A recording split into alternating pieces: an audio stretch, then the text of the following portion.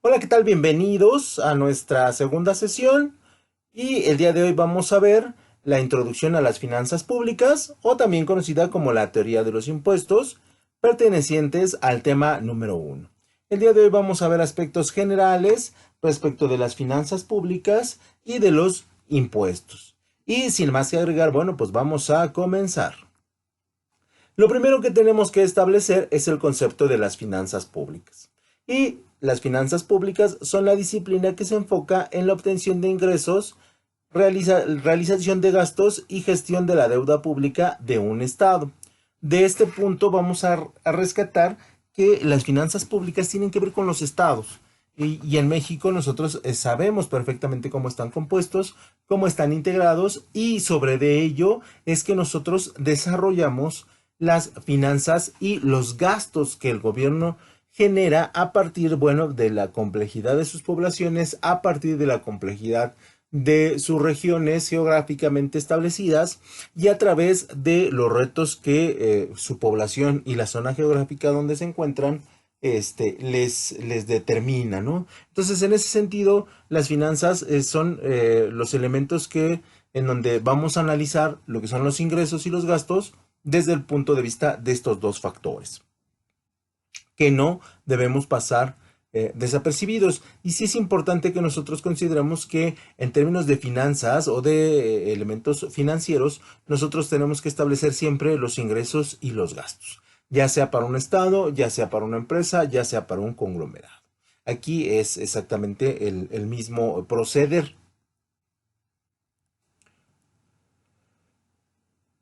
En esta rama de las finanzas se centra en dos frentes que son competencia del gobierno, que sería la recaudación de impuestos y el gasto público. Entonces, aquí tenemos un pequeño ciclo donde primero recolectamos lo que es los impuestos a través de diferentes instrumentos y después esos impuestos los transformamos en gastos públicos. Gastos públicos como pueden ser la construcción de hospitales, como la construcción de puentes, como las becas que se otorgan a diferentes personas, como apoyos a damnificados por situaciones naturales. Estos serían algunos ejemplos, ¿no? Incluso el mismo pago de la administración gubernamental pues tiene que salir de la recolección de impuestos, ¿no?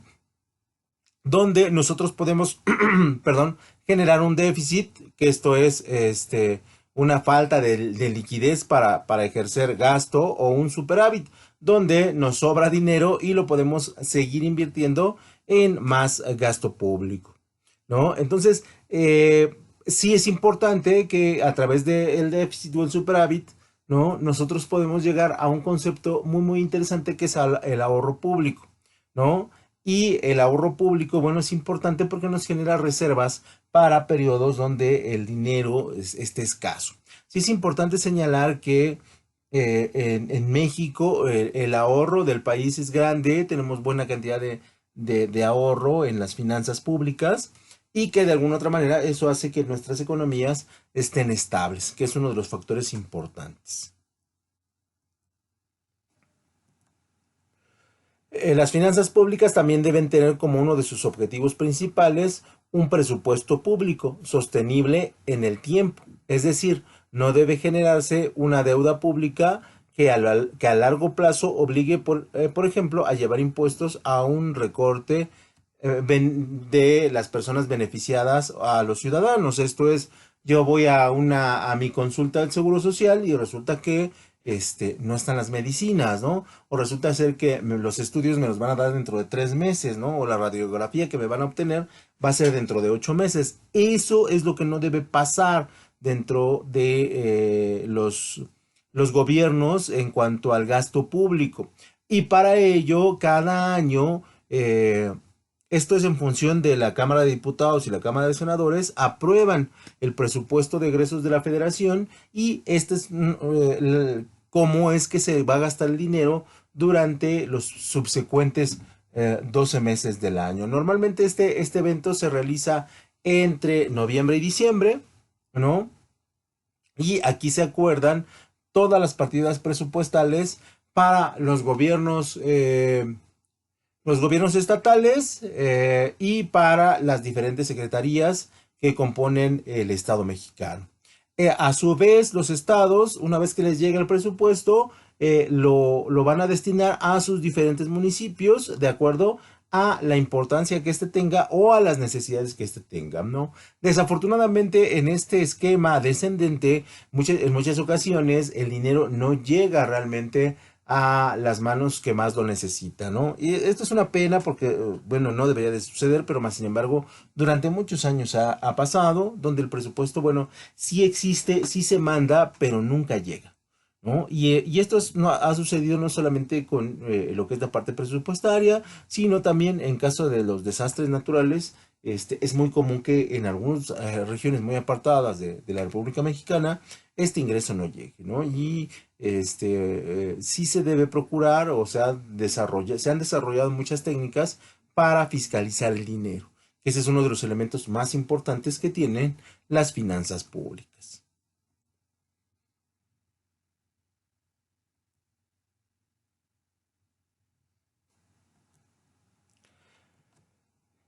Para que las finanzas públicas puedan desarrollarse perfectamente, el Estado mexicano y las leyes mexicanas desarrollan lo que nosotros conocemos como el derecho fiscal.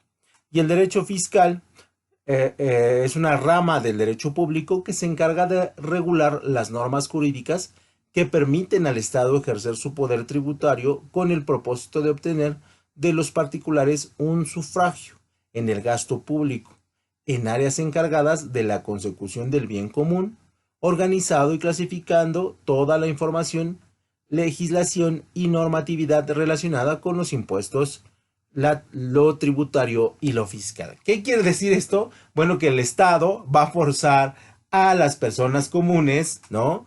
A pagar impuestos, ¿no? De alguna o de otra manera, las personas, la sociedad en su conjunto va a pagar impuestos para poder ejercer el gasto público. ¿Sale? Entonces, siempre el derecho fiscal se va a desarrollar, se va a modificar, se va a ajustar para que las personas, en lo general, puedan pagar sus impuestos a partir de, por ejemplo, el impuesto al trabajo, el impuesto por obra pública, el impuesto por documentación oficial, el impuesto incluso por morirnos, ¿no? Para obtener una fosa, como una fosa en algún panteón, nosotros tenemos que pagar los derechos. Y esto es parte del derecho fiscal, donde ellos establecen los mecanismos y las formas en las cuales nosotros vamos a pagar impuestos. No pagamos tenencia, pero sí pagamos refrendo. No pagamos, por ejemplo, las personas toman el transporte público y relativamente es barato, pero cuando van al súper les cobran un impuesto que nosotros conocemos como el IVA, ¿no? Y entonces siempre hay mecanismos sobre los cuales el derecho fiscal se pueda desarrollar para que las personas en lo común paguen sus impuestos. Y para eso nos va a servir, evidentemente, la modificación y la aplicación de las leyes. Aunque desafortunadamente en nuestro país a veces no siempre la parte tributaria es pareja para todas las personas. Debería de ser, pero en ocasiones, bueno, pues desafortunadamente no lo es.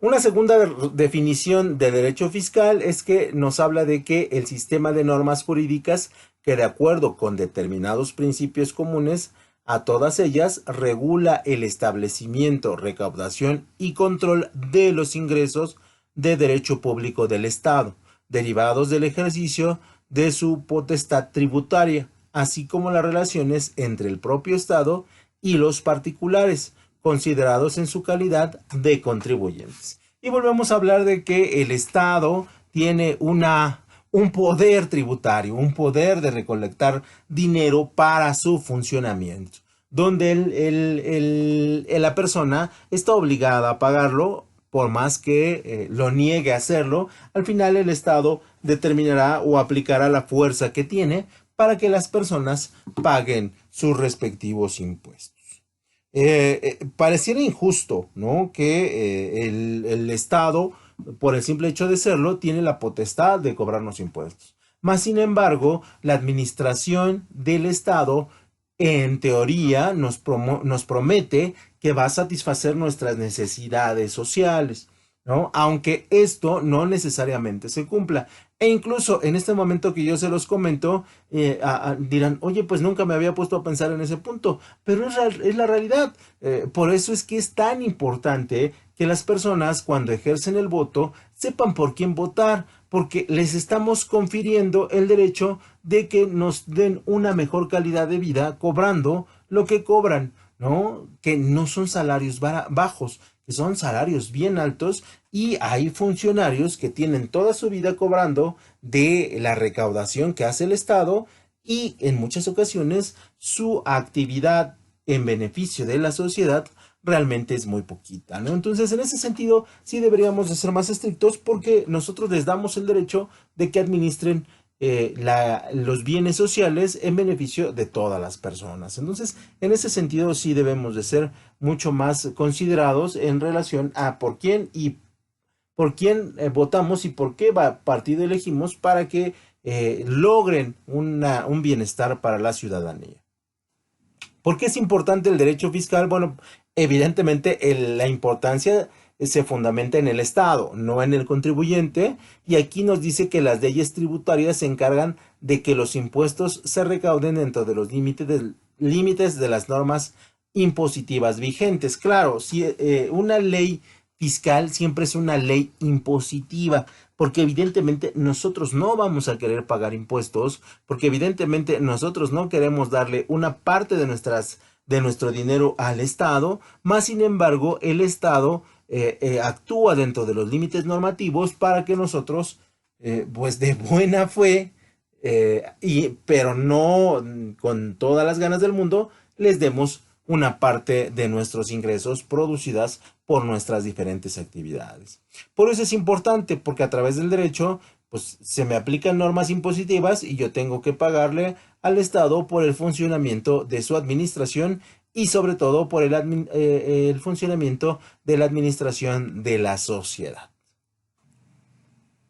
El segundo elemento importante del derecho fiscal es que gracias a lo anterior no debe existir algún tipo de preferencias sobre los individuos o empresas al momento de recaudar impuestos. Asimismo, el derecho fiscal apoya a disminuir el error para una persona o una empresa al declarar impuestos, porque las leyes determinan qué se tributa, cómo se paga las cuotas y hasta qué punto deben pagarse.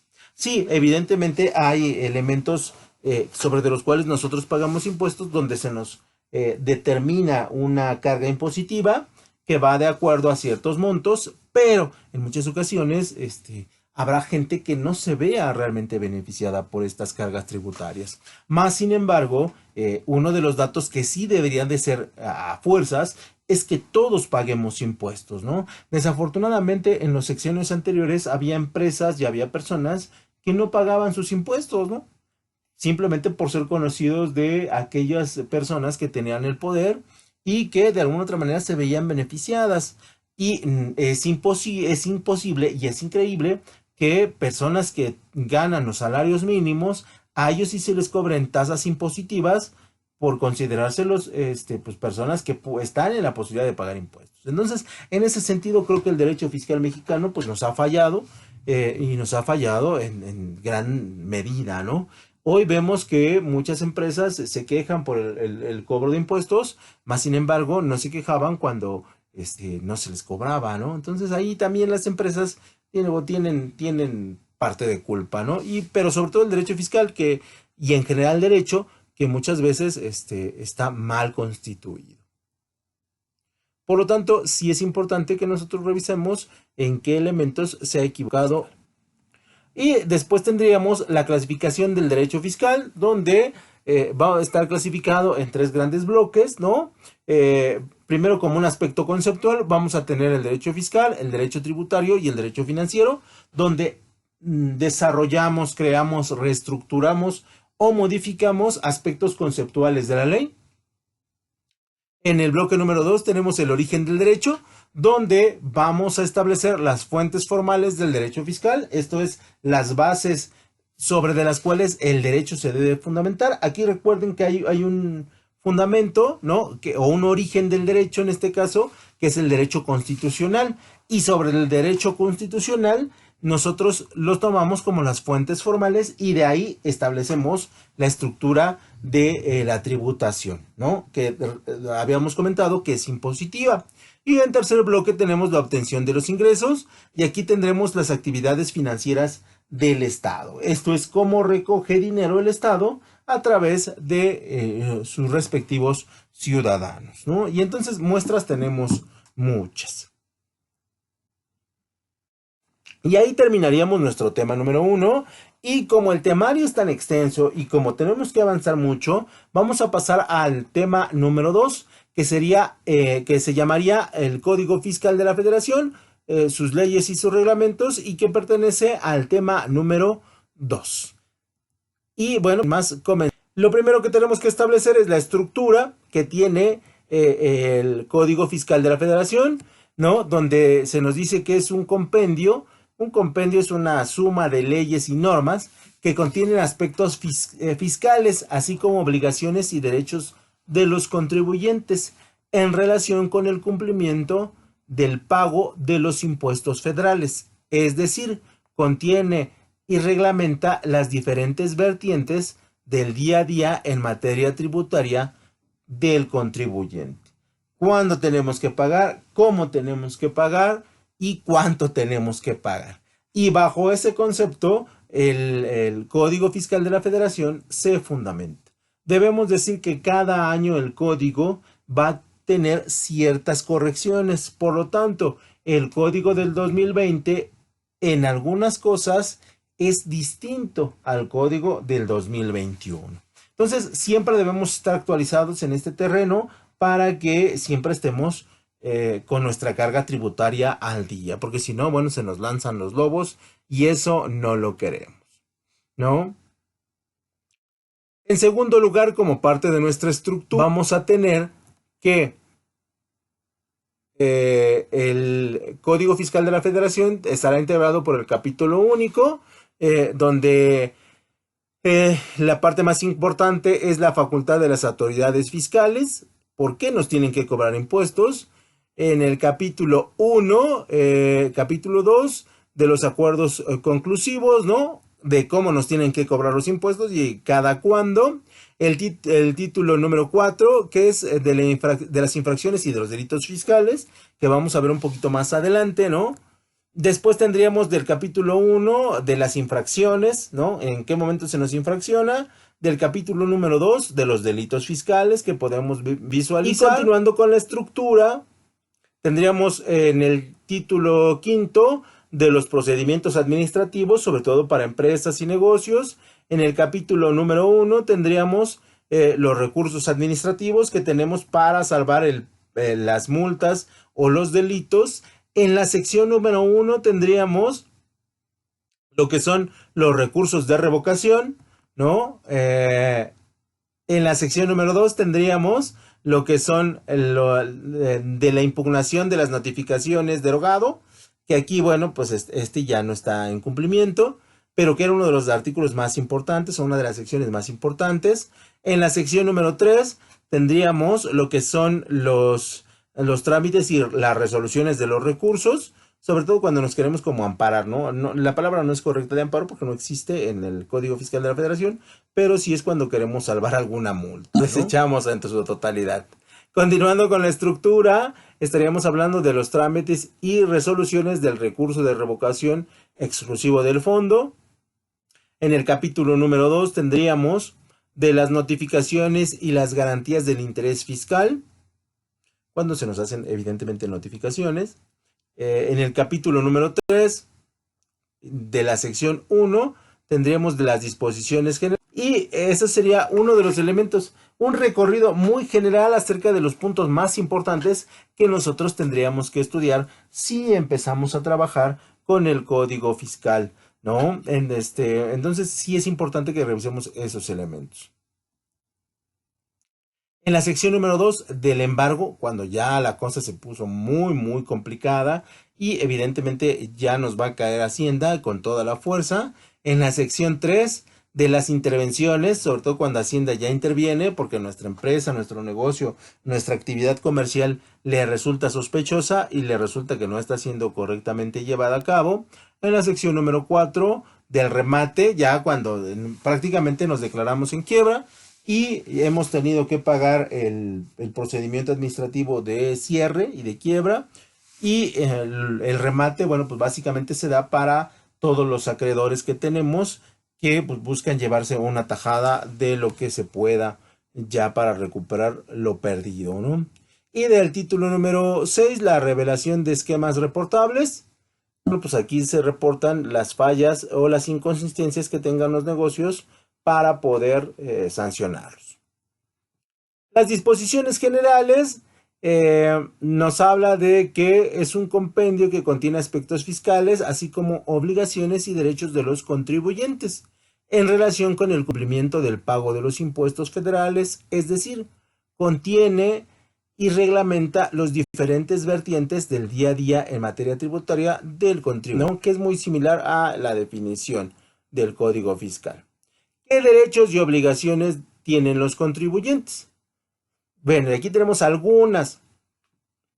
El primero, derecho a ser informado y asistido por las autoridades fiscales en el cumplimiento de sus obligaciones tributarias, así como el contenido y alcance de las mismas.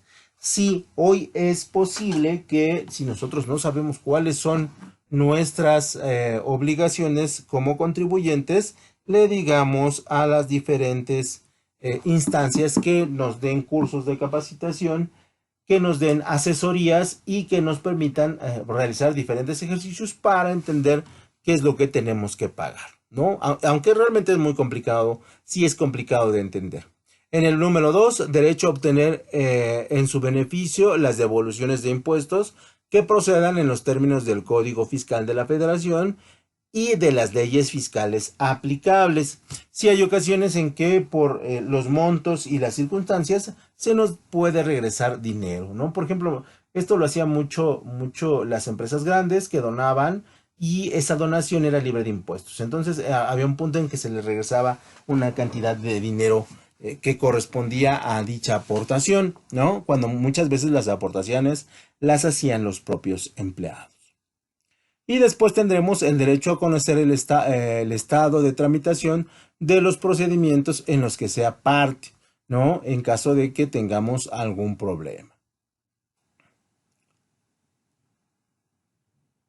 También tenemos derecho a conocer la identidad de las autoridades fiscales bajo cuya responsabilidad de trámites, la responsabilidad de los trámites y los procedimientos en los que contengan condiciones de interesado, ¿no? Aquí donde nosotros estemos en un proceso donde, bueno, se nos notifique, se nos dé a conocer que se nos está investigando y que se nos dé la oportunidad de defendernos.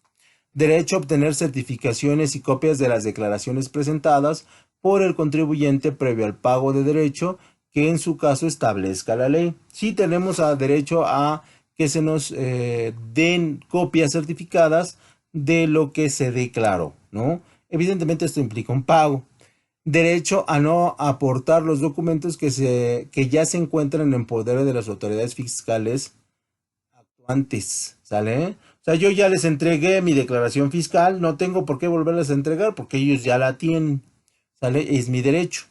Derecho al carácter reservado de los datos, informes o antecedentes que de los contribuyentes y terceros con ellos relacionados conozcan los servicios públicos de la administración tributaria, los cuales solo podrán ser utilizados de conformidad con lo dispuesto por el artículo 69 del Código Fiscal. Aquí no es otra cosa más que la protección de nuestros datos o la protección de alguno de nuestros clientes, ¿sale? Y entonces en ese sentido sí el código y las leyes nos protegen a nosotros los contribuyentes en ese sentido. Pero por otro lado vienen las obligaciones de los contribuyentes. Y dentro de las obligaciones más puntuales tenemos que todos los trabajadores, empresas o negocios legalmente establecidos deberán tener su registro en el RFC, ¿sale? Para que sea pues nuestra identificación, ahora sí que es como nuestro CURP, ¿no? Sobre de la cual pues se nos va a seguir por parte de las instituciones de gobierno. ¿No? Expedir comprobantes fiscales es una obligación, ¿no? Para el caso de las empresas, para el caso de los negocios, para el caso de las personas que asesoran eh, eh, como entes profesionales, deben de expedir comprobantes fiscales, ¿no? También debemos llevar una contabilidad, ¿no? Eso es obligatorio por parte de las empresas, de los negocios, repito, de las personas que llevan despachos, ¿no? Ya sea contables, ya sea de derecho, ya sea de administrativos, ¿no? Deben llevar contabilidades sí o sí. Deben presentar declaraciones y pagos mensuales y declaraciones anuales ya sea a partir del régimen en el que ellos se encuentren, pues tendrán que hacer sus declaraciones para que veamos que están funcionando acorde a lo que estamos solicitando. Tendremos obligación de los impuestos sobre la renta, el valor agregado y en su caso especial sobre productos y servicios.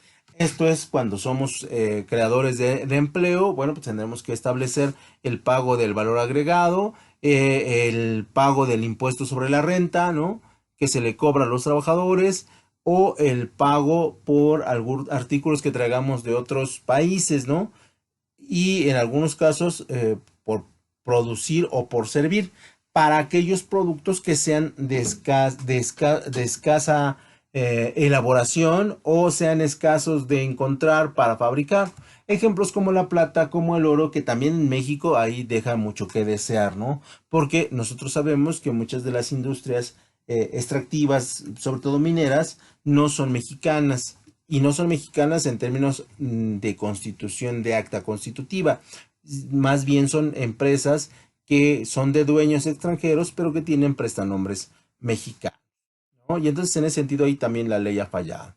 Si es tu caso, también debes presentar la retención del ISR, el IVA ya hecho. Si eres un negocio que vende artículos, el IVA. Si eres un trabajador o si eres una empresa que tiene a su cargo muchos trabajadores, pues la retención del ISR.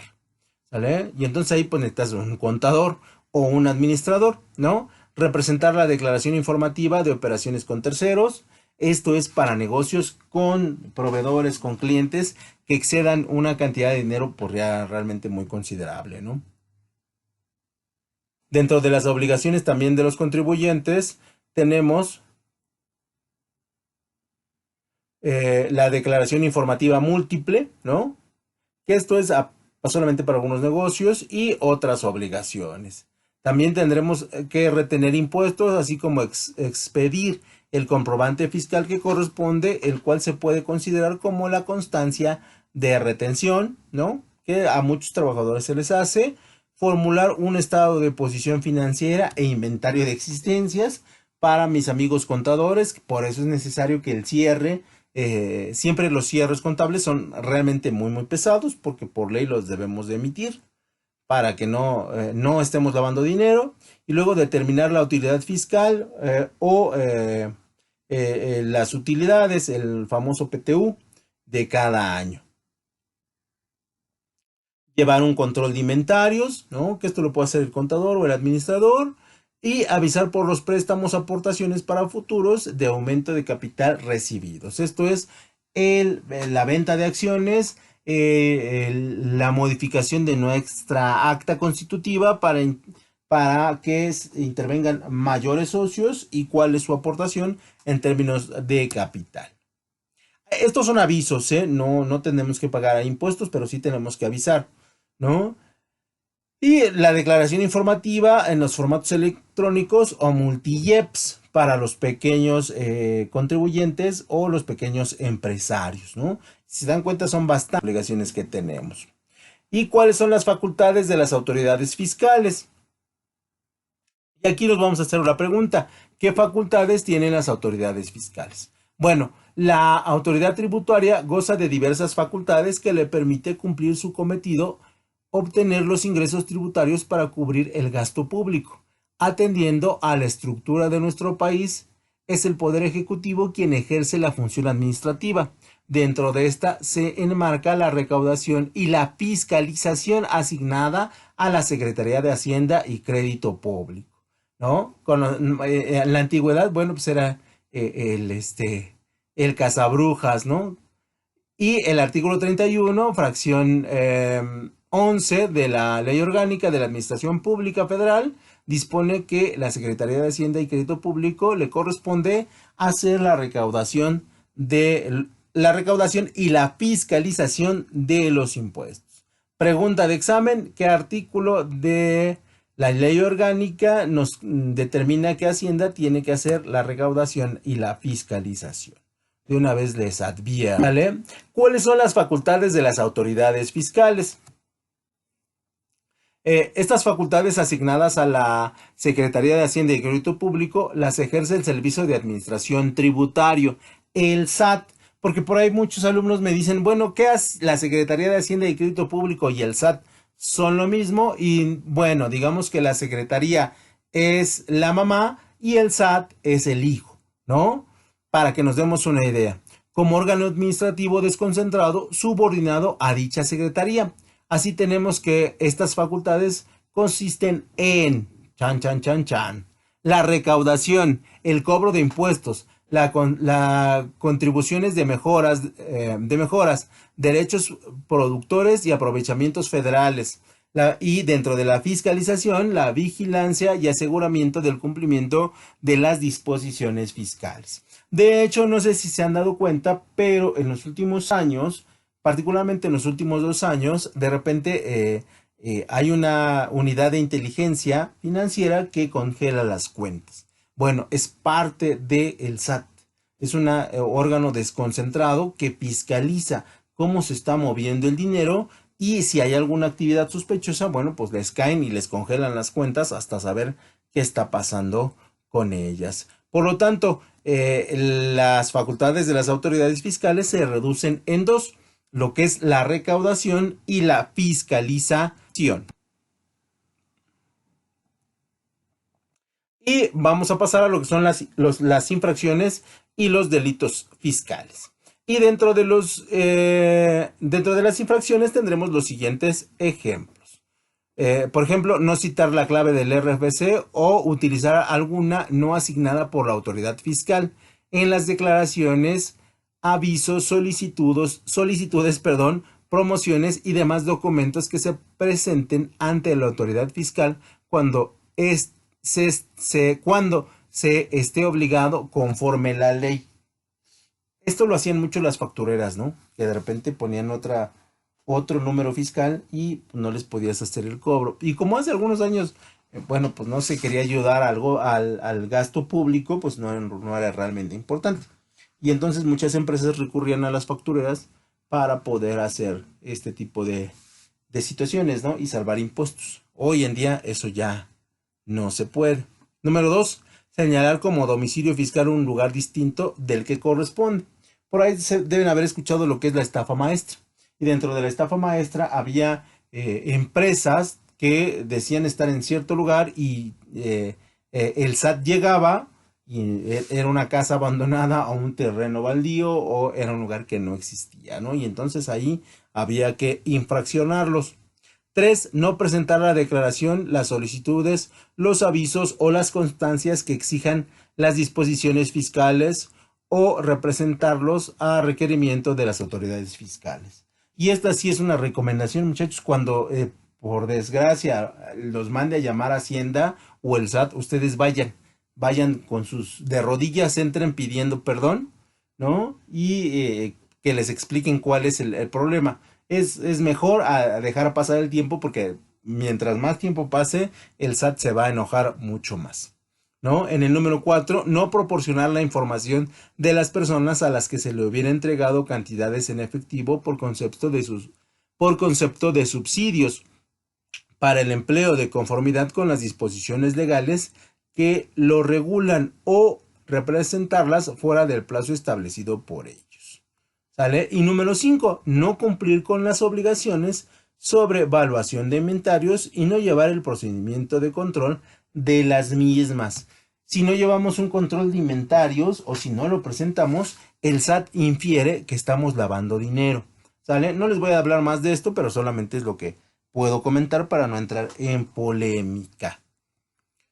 Y número 6, no exceder o no entregar comprobantes de sus actividades cuando las disposiciones fiscales lo establezcan, o expedirlas sin requisitos fiscales. Ojo, estas son las infracciones.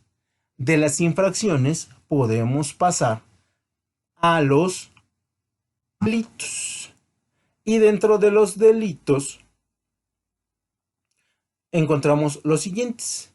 El encubrimiento, que es parte del artículo 96, ¿no? Que sería la no presentación de la información fiscal. El contrabando, ¿no? Artículo 102. Asimilados al contrabando, ¿no? Ingresaron 200 televisiones marca tal, marca X, pero dentro de las televisiones venían algunas cosas que no deberían de venir en el interior, ¿no? Y entonces aquí ya el delito se agrava. Luego tendríamos la defraudación fiscal, ¿no? Que es ahorita lo que más se está persiguiendo, porque es un delito contra el Estado y entonces el Estado no lo va a permitir. Algo similar a la defraudación fiscal, ¿no? Esto es a través de coordinaciones o triangulaciones entre varias empresas para no poder rastrear el dinero, ¿no? El artículo 109. Y lo relativo al registro federal de contribuyentes, ¿no? Que nosotros allá hagamos un registro o que violemos el registro que se nos dio en las oficinas. Y también tenemos delitos relativos a las declaraciones, la contabilidad y la documentación. Y aquí hay que tener muchísimo cuidado porque realmente es cárcel, ¿no? Es directamente cárcel, ¿no? Entonces, esas son algunas infracciones y algunos delitos que nos ofrecen el derecho. Muchachos, bueno, pues por su atención les agradecemos mucho y nos vemos un poquito más adelante. Que tengan buen día.